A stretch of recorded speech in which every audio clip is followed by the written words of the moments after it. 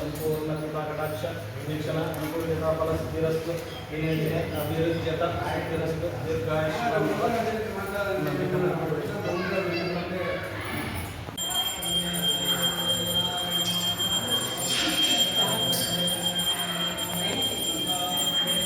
ఎప్పుడు వచ్చాడు?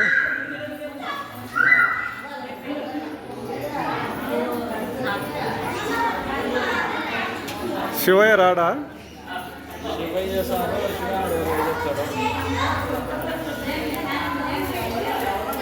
వాళ్ళిద్దరిలో ఎవరో ఒకరు ఉంటే బాగుంటుంది. నువ్వు చెప్తావు కదా. శివ చెప్తాను సార్. ఇది ఏం చెప్పాలి? ఏం మామూలుగా జనాలు వస్తారు. మామూలు అంటే ఎట్లా? మీరు మరి ఏ క్వశ్చన్ ఏమడుతారు చెప్తే దాని దగ్గర నేను ప్రిపేర్ అవుతాను.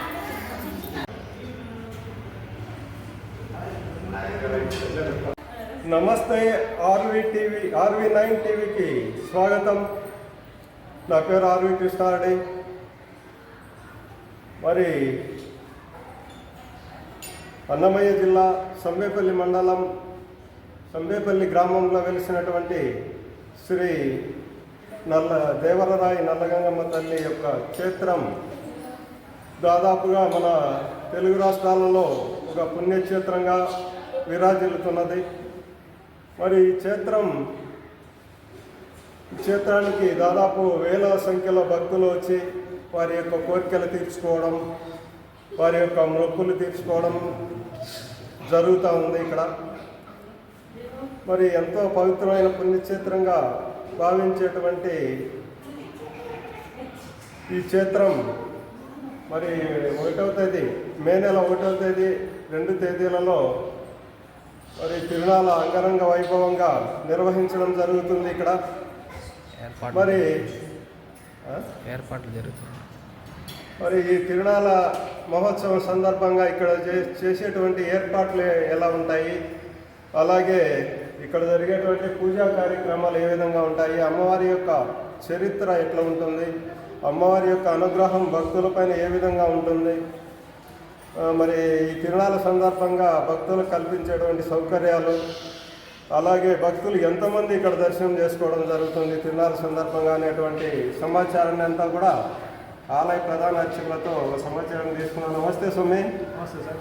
మరి మే నెల 1-2 తేదీల్లో తిరునాళ్ళ జరగబోయే సందర్భంగా మరి ఇక్కడ జరిగేటువంటి కార్యక్రమాల గురించి సమాచారం ఏంటి? శ్రీమాత్రే నమః. ప్రతి సంవత్సరము మరకల పౌర్ణమి రోజు అమ్మవారి జాతర జరుగుతుంది. ప్రతి మరకల పౌర్ణమి రోజు పొద్దున్నే అమ్మవారికి అభిషేకాలు జరుగుతాయి. అభిషేకం అయిన తర్వాత హోమాలు జరుగుతాయి. గణపతి హోమము, నవగ్రహ హోమము, దుర్గా హోమము, చండీ హోమము, ఈ హోమాలన్నీ జరుగుతాయి. హోమాలన్నీ అయిన తర్వాత అమ్మవారికి కుంభాభిషేకం జరుగుతుంది 108 కలశాలతో. తర్వాత అమ్మవారి అలంకరణ జరుగుతుంది.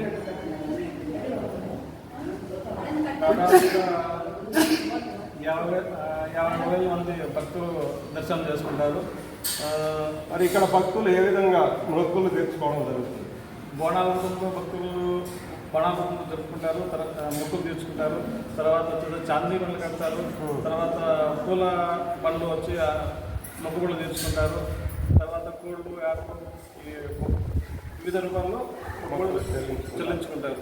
మరి ఈ భక్తులకు అమ్మవారి యొక్క అనుగ్రహం ఏ విధంగా ఉంటుందంటారు భక్తులపై? అమ్మవారి ఇక్కడికి వచ్చినటువంటి భక్తులు వాళ్ళ అనుకున్నట్టు జరుగుతూ ఉంది. నేను చాలామంది భక్తుల్ని అడిగాను. ఇంకా వాళ్ళ చెప్పిన విషయం అంటే అమ్మవారి దగ్గర వచ్చిన వాళ్ళంతా చాలా బాగున్నారు. వాళ్ళు అనుకున్న ప్రతి కోరికలు నెరవేరుతున్నాయి. రోజు రోజు చాలా ప్రాంతాల నుంచి వస్తున్నారు. ఎక్కడెక్కడి నుంచి వస్తారు ఈ తిరునాళ్ళు? తమిళనాడు నుంచి వస్తారు, కర్ణాటక నుంచి వస్తారు, తర్వాత మన తెలుగు రాష్ట్రం 2 ప్రాంతాల నుంచి కూడా వస్తారు. దాదాపుగా ఒక 50,000 మంది దాకా దర్శనం చేసుకుంటారు పలుగులు పోవడానికి. మరి ఇక్కడ భక్తులకు సంబంధించి సౌకర్యాలు ఏ విధంగా ఉంటాయి ఆలయ కార్యనిర్వాహకుల ద్వారా? సో అన్నీ ఇక్కడ వచ్చినటువంటి భక్తులకు చలవ బంధులు ఉంటాయి. తర్వాత షెడ్లు ఉన్నాయి. తర్వాత మధ్యాహ్నం నుంచి భోజన కార్యక్రమాలు ఉంటాయి. సాయంత్రము భోజనం ఉంటుంది. పొద్దున్నే 11 గంటల నుంచి నైట్ వరకు కూడా భోజన సౌకర్యాలు అందుబాటులో ఉంటాయి. ప్రతి ఒక్కరికి భోజనం పెడతారు. మరి అమ్మవారికి సంబంధించి ఎన్ని తరాల చరిత్ర కలిగినటువంటి? నేను చూడంగా చాలా అంటే ఈ చరిత్ర అగస్త్య మహాముని వాళ్ళు ప్రతిష్ఠ చేశారు అని చెప్తారు. చాలా పూర్వం ఇది, ఇప్పుడు చేయదు, చాలా పూర్వం ఇది. పెద్దలు కూడా ఆరోగ్యం బాగలేకపోతే ఈ దేవరాజులు కొల్లేసి అమ్మవారిని దర్శనం చేసుకుంటే పోయేవాళ్ళు. ఇప్పుడు కూడా వాళ్ళు ఏం చెప్తారంటే మా తాత వాళ్ళు కూడా కొల్లేసి వెళ్ళారు సార్ అని. మా తాత వాళ్ళకి ఆరోగ్యం బాగుంది, అప్పటి నుంచి మేము వస్తున్నాము, మేము చూస్తున్నాము అని చెప్తారు. మరి ఈ భక్తులకు సంబంధించి ఇక్కడ భారీగా జనాలు రావడం జరుగుతుంది. బందోబస్తు ఏ విధంగా ఉంటుందంటారు? ఇక్కడ బందోబస్తు పోలీసు వాళ్ళు ఉంటారు. ఎలాంటి ప్రాబ్లం లేకుండా చూసుకుంటారు. ఎలాంటి చిన్న ప్రాబ్లం లేకుండా చూసుకుంటారు. ఒక దాదాపు అంటే ఒక 50 మంది నుంచి 200 మంది దాకా ఉంటారు. 200 మంది దాకా పోలీసు బందోబస్తు వస్తుంది. Thank you.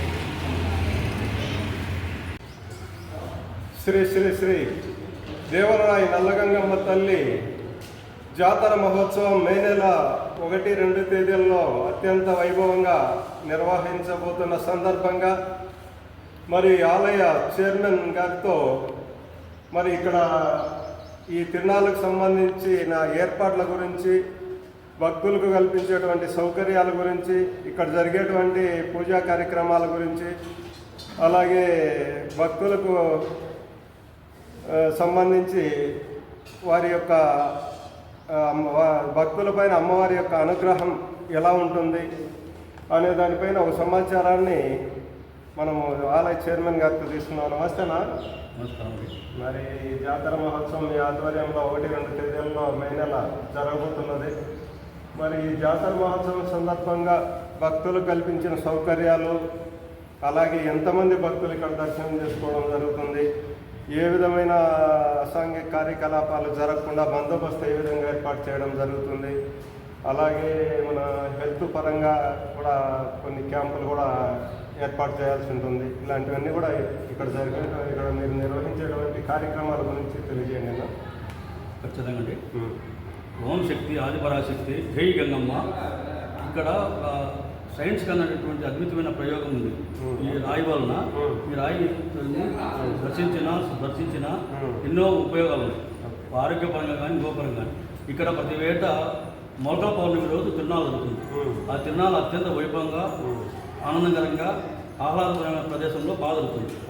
అందులో ఎండల కాలం కాబట్టి ఎండలకు వేడికి తగ్గట్టుగా భక్తాలకు వచ్చే సౌకర్యాలన్నింటినీ మేము ఏర్పాటు చేస్తున్నాం. ఇక్కడ మజ్జిగ అయితేనేమి, నీళ్ళు అయితేనేమి, వాళ్ళకి వచ్చిన ప్రత్యేకమైన భోజనాలు అయితేనేమి, తర్వాత భక్తులకు కావాల్సిన సౌకర్యాలన్నింటినీ మేము ఏర్పాటు చేస్తున్నాం. ఆ తర్వాత కల్చరల్ ప్రోగ్రామ్ ఉంటాయి, సాంస్కృతిక ప్రోగ్రాంలు ఇలాంటిగా డీజే, జబర్దస్తి, డీ డ్యాన్సర్ వాళ్ళంతా వస్తారు. తర్వాత చెక్క భజనలు, తర్వాత వచ్చేసి హరికథ కాలక్షేపం, ఇలాంటి ఉదయం అభిషేకం నుంచి స్టార్ట్ అయ్యి తర్వాత రాత్రి తెల్లవారుజాము చాందిని పండుగ కట్టేంత వరకు కూడా కళా సంస్కృతులు జరుగుతూనే ఉంటాయి. కాబట్టి ఇక్కడ అన్నిటికీ కావాల్సిన బందోబస్తు ఏర్పాట్లు అన్ని పోలీసులు చక్కగా చూస్తున్నారు. ఈసారి కూడా చక్కగా ఏర్పాటు చేస్తున్నాము. బ్రహ్మాండంగా గతంలో కంటే ఇంకా ఎక్కువ ఉండాలనే ఉద్దేశంతో చాలా విశేషంగా మేము కృషి చేస్తున్నాం. భక్తాదులు వేసవి కాలం కదా, చలువ బంధువులు ఏర్పాటు చేశాము. తర్వాత మజ్జిగ, నీళ్లు, తగినంత వసతులు కూడా ఏర్పాటు చేస్తున్నాము. భక్తులకు ఎలాంటి అసౌకర్యం కలగకుండా, వాళ్ళకి ఏ టైంలో వచ్చినా వాళ్ళకి ఇబ్బంది కలిగించకుండా దర్శన భాగ్యం అయితేనేమి, వాళ్ళకు ఉన్నటువంటి సౌకర్యాలు అయితేనేమి అన్ని చక్కగా చేపడుతున్నాం. కాబట్టి భక్తాదులంతా విడివిడిగా పాల్గొని ఈ గంగమ్మ జాతరను ఉత్సాహంగా ఆనందంగా జరపడానికి మీరంతా కృషి సహకరించాలని మనకి. ఓకే, అలాగే మరి ఈ జాతర సందర్భంగా భక్తులకు దర్శనానికి, అమ్మవారి దర్శనానికి క్యూ లైన్లు ఇలాంటి ఏర్పాట్లు కూడా మీరు ఖచ్చితంగా ఏర్పాట్లు ఉన్నాయి. ప్రత్యేకమైనటువంటి పోలీస్ బందోబస్తు ద్వారా, మా వాలంటీర్ల ద్వారా అన్ని సౌకర్యాలు ఉంటాయి. ఎవరికి అందరినీ సమానంగా చూడబడుతుంది, అమ్మవారి దర్శనం చేయబడుతుంది. తర్వాత వాళ్ళకు వచ్చేటువంటి వైద్య సేవలు సౌకర్యాలు కల్పిస్తున్నాము. తర్వాత కరెంటు లైటింగ్లు, ఇబ్బంది లేక ఫోకస్ లైట్లు ఉంటాయి. తర్వాత ఇతర సౌకర్యాలు కూడా ఉంటాయి. భక్తులు ఎంతమంది ఇక్కడ దర్శనానికి రావడం జరుగుతుంది? సుమారుగా 15,000 నుంచి 20,000 మంది వరకు దరిదాపు వస్తారు. ఏ ఏ ప్రాంతాల నుంచి రావడం జరుగుతుంది? మన రాయలసీమలో నుంచి, వివిధ ప్రాంతాల నుంచి ఎక్కువ మంది వస్తారు. తర్వాత ఈ రాయచూరు నియోజకవర్గం నుంచి అత్యంత మంది ఎక్కువ, కర్ణాటక, తమిళనాడు, గతంలో వచ్చినటువంటి ప్రజలు కూడా ఇక్కడికి వచ్చి ఒకటికి 40 సార్లు బాగా దర్శనం చేసుకుని అమ్మవారికి రుణం తెచ్చుకుని వెళ్తున్నారు. అమ్మవారి యొక్క అనుగ్రహం పైన మీ అభిప్రాయం? అమ్మవారి అనుగ్రహము బాగా ఉంది అనే ఉద్దేశంతో దినదినాభివృద్ధితో ఆలయం కూడా ఎంతో అభివృద్ధి చెందింది. గతంలో ఉన్నటువంటి ఆలయము తక్కువ కాలంలోనే ఎంతో అభివృద్ధి చెంది మా ఈ ఆలయానికి మంచి నేమ్ వచ్చేసింది.